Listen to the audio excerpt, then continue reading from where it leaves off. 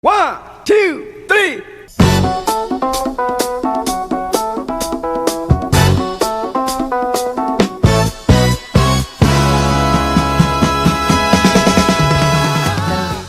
Awitin mo at isasayaw ko.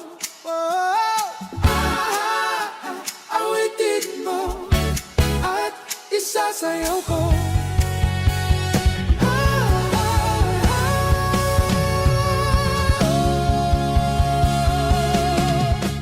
After 8 months and 7 monthly Zooms, here we are. Today is our reunion. Bilang pinakabata,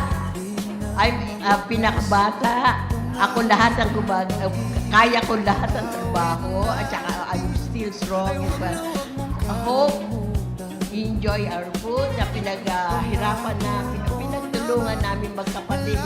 I hope magustuhan nyo. God bless.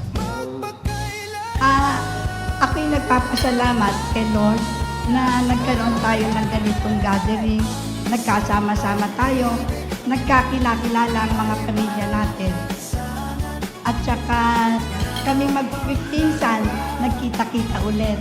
Maraming salamat din kay Lord at binigyan pa kami ng mga ganitong buhay, malalakas pa kami. At saka sana mag-enjoy kayo sa food at saka sa ating pagsasama-sama. Maganda kasi to, kasi kung maisip nila, kami yung generation namin, medyo mas close kami kasi nung maliliit kami, sa probinsya kami nagbabakasyon. Pero sa ngayon, since hiwa-hiwalay na tayo, yung mga pinsan ko, may mga anak na rin, may mga pamilya, perhaps siguro sa technology, mag-link out tayo.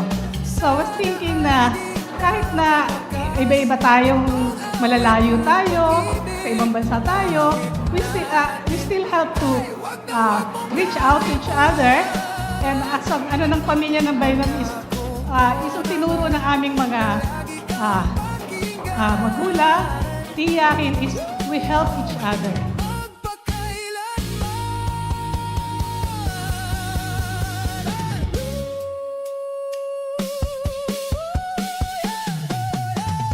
Ang isang pag-ibig ay para lang lansanan na pangdalawa.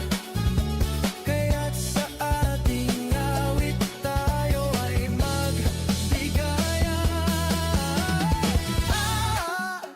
Nagpapasalamat ako, family members and special guests for attending our family reunion, the Bailon Family Reunion ngayong February 21st, 2026.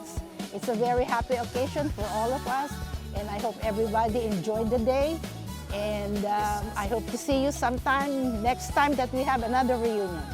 God bless and take care of yourselves at magpalakas kayo until our next reunion.